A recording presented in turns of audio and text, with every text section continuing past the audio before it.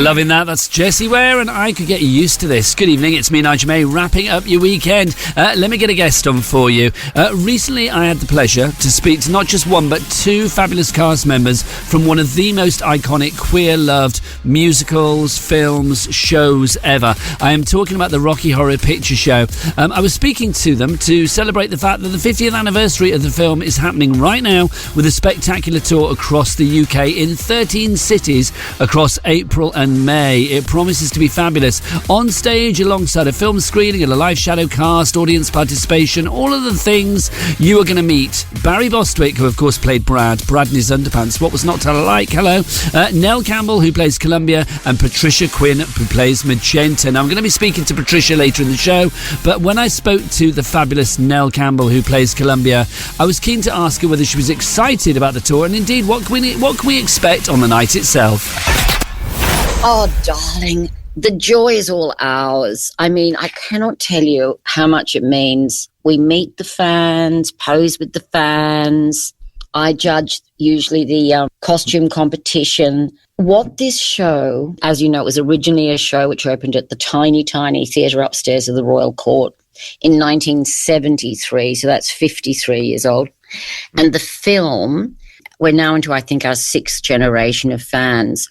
So as usual, you can expect the unexpected. We get interviewed. I love, hamming it up, telling different stories about behind the scenes, who was sleeping with who wasn't talking to who, which drugs, which alcohol we were on, et cetera, et cetera. And here we are on GAYDIO. I mean, I've got to say, for the queer community in particular.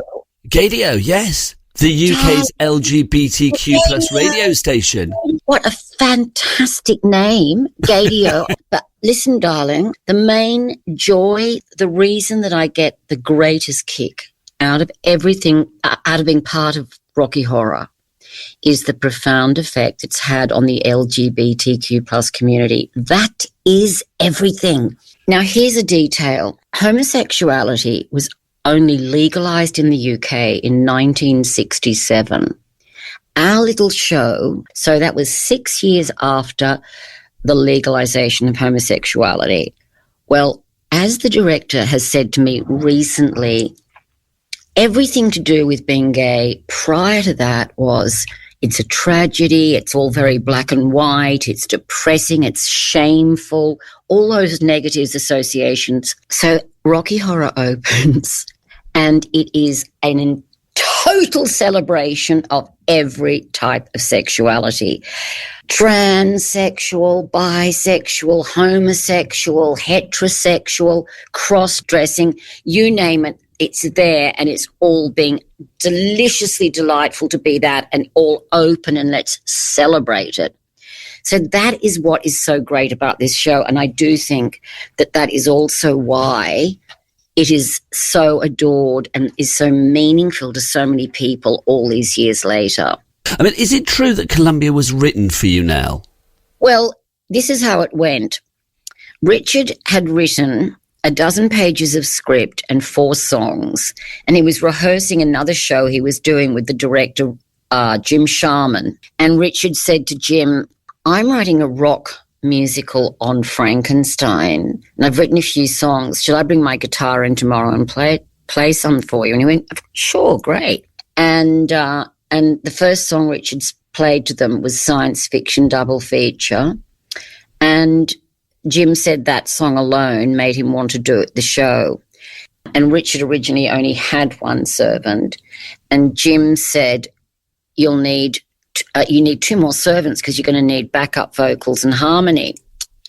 And they were Jim had seen me busking. I'd been living in London I was 73. I arrived in 71. So I'd been there 2 years, and I used to busk in the street dressed in actually I often wore top hat and tails or 1930s clothes.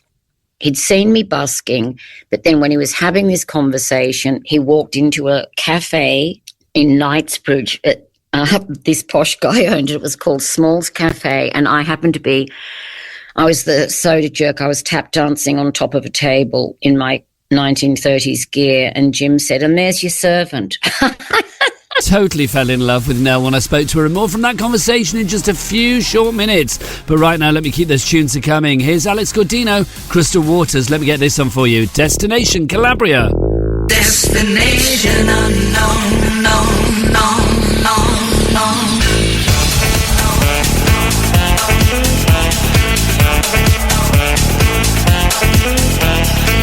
I left my job, my boss, my car, and my home.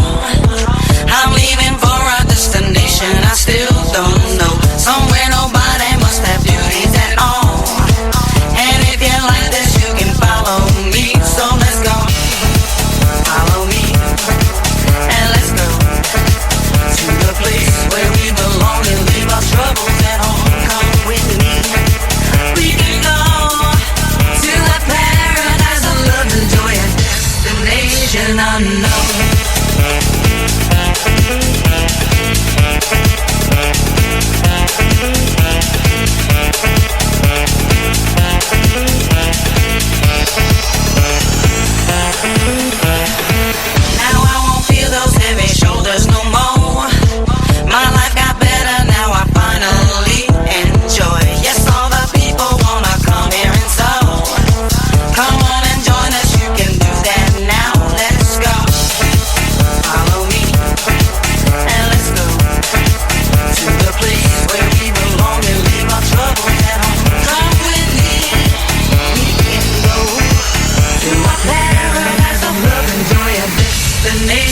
Unknown, known, known, known, known, unknown.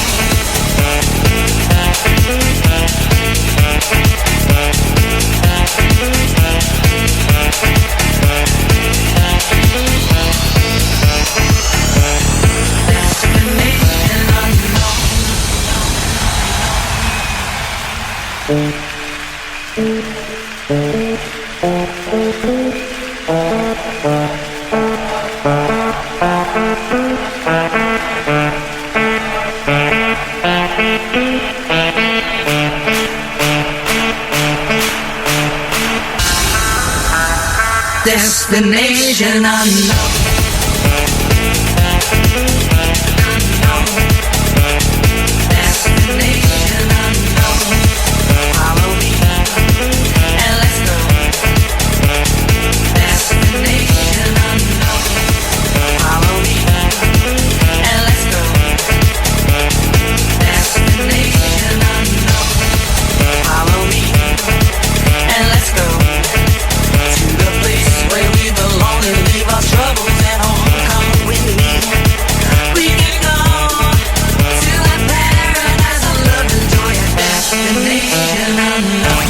This is GAYDIO.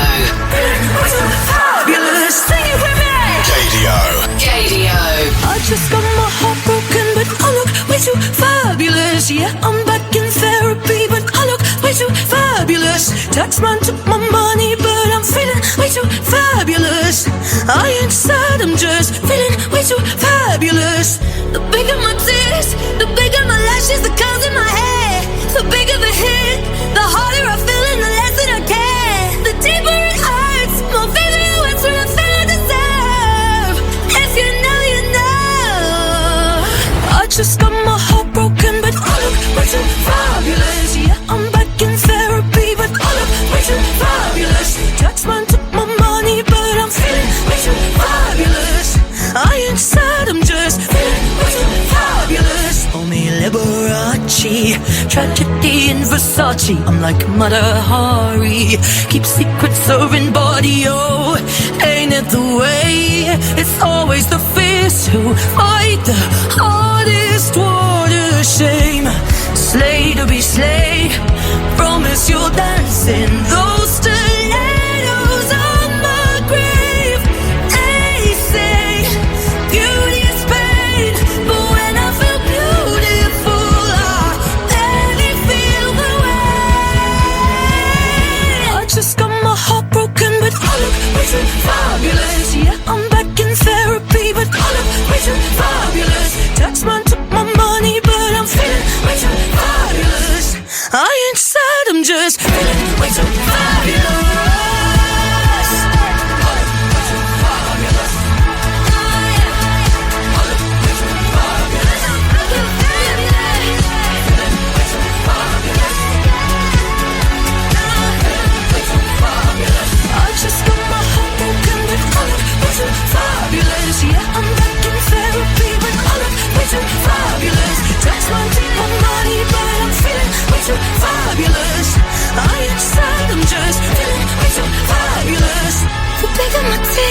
The bigger my lashes, the curls in my hair.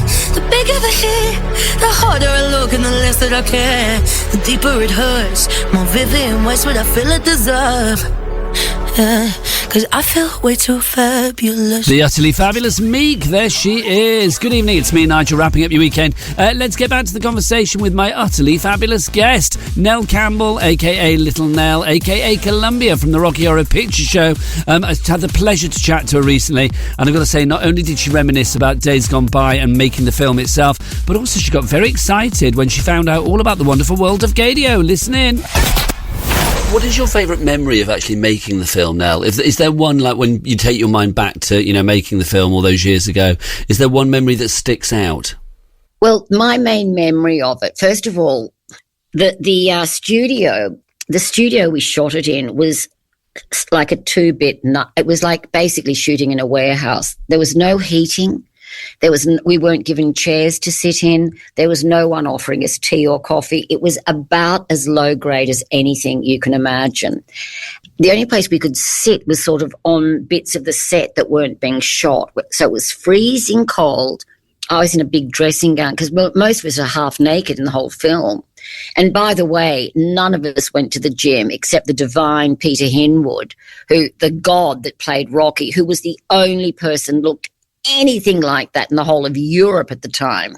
So my memory really is of us all sort of, freezing and whatever, and just so desperately wanting to be in a shot. Like if Jim said, okay, we need Columbia and magenta, I'd be so crazy excited that I was going to be in a shot. And also if I had anything special to do, for instance, my solo tap dance, which Richard put in to the little show, and we did it because he knew I tap dance. I'd be so beside myself with nerves. And I remember thinking, Susan Sarandon's not doing anything in her role. Of course, I think it is one of the great performances. She's so good in that film. Anyway, she's a terrific actress, of course, and she knew just how to play it. 5 weeks to shoot a musical is, of course, hilarious. Are you surprised by the film's success? I mean, we're not now here in 2026, but I mean, when it first took off and became, cult status, were you surprised by that, Nell? I was living in London. Most of us were living in London. And the first we heard of anything going on, because, of course, when it opened in London, it bombed. And then Fox gave it a very small distribution in both England and America. And it was shelved, and it was taken off the shelf by this brilliant guy working at Fox in publicity. He thought, I haven't looked, I don't know what this film is. I'm going to have a look at it. He looked at it and he thought, I know what this should do. He said, this could work as a midnight screening at the Waverly Cinema in New York. And he knew the owner of that cinema, called him up, can we put it on, right? Well, it took off amazingly quickly. So a guy contacted all of us, the creative team and the cast, and said they were doing a first anniversary birthday of the party and they were going to fly all of us in and put us up in New York. Well, I'll go anywhere if someone will fly me there and put me up, and I really mean that. So we all flew over there, and there was this big event of Rocky Horror fans. Well, we had no idea people were dressing up as our characters. No one had told us that. And suddenly Columbias were cheaper by the dozen, all these, the fabulous magentas in the maid's costume, and endless, people dressed as Frank. It was so charming. And the riffraffs were unbelievably hilarious and funny. That was how we found out about it. We cannot wait to see you on this tour. It's throughout April and into May. RockyHorror50.com is the place for tickets. Can I say, Nell Campbell, it has been an absolute joy to speak to you, and thanks for joining us here on GAYDIO. Darling, GAYDIO or bust, I am over the moon. That word was missing from the information I was given, and I'm just, GAYDIO queens and everybody of every type. I'm so grateful that I'm being interviewed on your fabulous radio station, and also I consider myself an ambassadress for the LGBTQ plus community.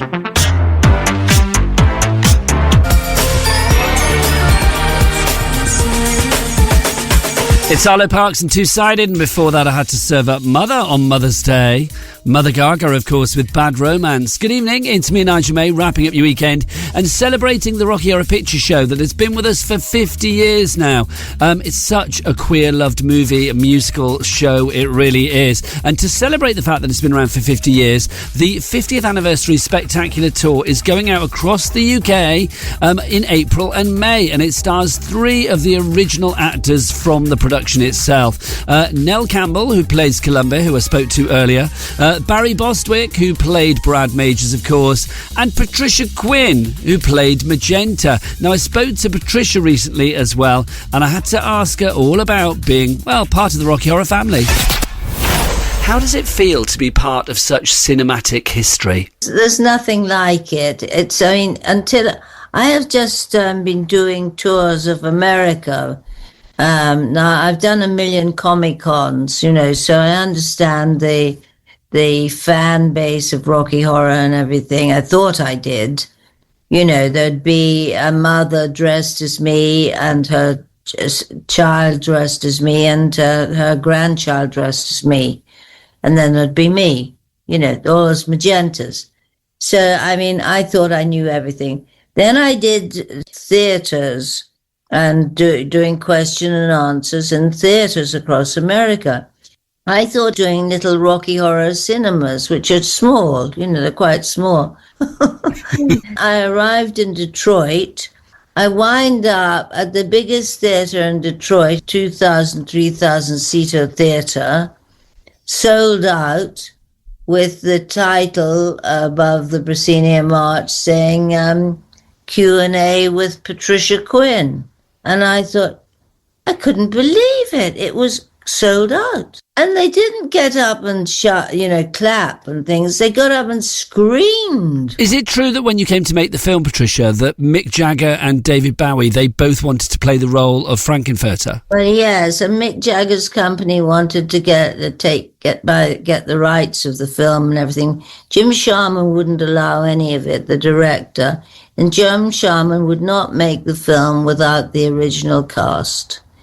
So he only knew that Tim Curry was the only person who was going to play it, and all of us. And so he got a very small finance because there was no name in it. None of us had made films before. We'd done bits and telly and things, but no for movies. So we made it for tuppence halfpenny. There was no budget.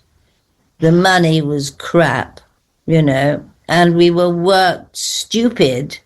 We worked day and night because of the time limit and, because of no money. What is your overriding memory of making the movie? Obviously you say it was very hard work, but was there one particular scene that you really, really did enjoy and, that's when you look back is like the fondest memory? Oh, no, it was great doing the time warp and everything, but it's hard to say. In the show, I was the usherette and I sang science fiction. In the film, the usherette character wouldn't work, so I could only play Magenta.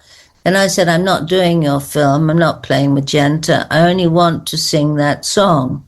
Science fiction is the only thing that interests me in the whole thing. If I'm not doing the usherette, I'm not doing the film. Bye-bye. Is Magenta a character that you have come to love, or have you always loved her, Patricia? Oh, no, I made her up. She's mine. I know who she is. She's your baby. Can I say, she's such an icon, as is this film, and taking it out on tour as well. That must be fabulous to see the joy that this film has brought. No, it has been astonishing, and I would never have believed it. Until I went on this tour, I thought I knew everything about it. I knew nothing. I didn't begin to know. I have never seen a following like that in my life. It was truly beyond belief. It was extraordinary because it is the longest running film in cinema history. Thank you very much. If people want to get their tickets, it's rockyhorror50.com. Patricia Quinn, can I say thank you for joining us today? It's been a true honour to speak to you, and we cannot wait to see you on stage alongside Nell and Barry, of course, for this fabulous evening of celebration for an iconic film, an iconic musical. Thanks for joining us here on GAYDIO today. You're a darling. Thank you so much, and love to everyone. Lots of love. Bye. It's astounding. Time is fleeting. Madness takes its toll. But listen closely. Not for very much longer. I've got to keep control. I remember doing the time warp, drinking those moments when the blackness would hit me and the void would be calling. Let's do the time warp again.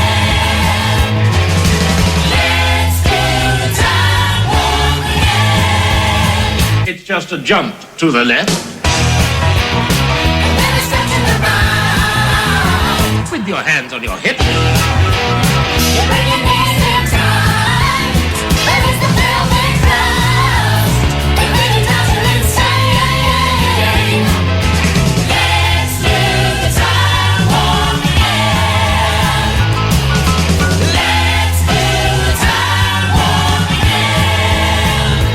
It's so dreamy. Oh, fantasy, free me. So you can't see me. No, not at all. In another dimension. With voyeuristic intention. Well secluded. I see all. With a bit of a mind flip. You're into the time slip. And nothing can ever be the same. You're spaced out on sensation. Like you're under sedation. Let's do the time warp again. Let's do the time warp again. Well, I was walking down the street just having a think when a stinking big guy gave me an evil wink. He shook me up, he took me by surprise. He had a pickup truck and the devil's eyes. He stared at me and all felt a change. Time and nothing ever would again. Let's do the time warp again. Let's do the time warp again. It's just a jump to the left.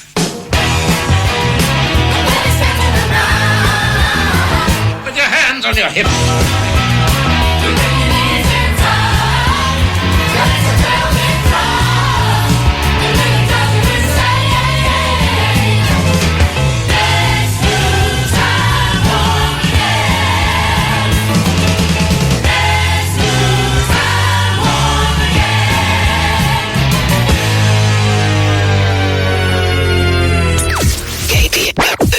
GAYDIO.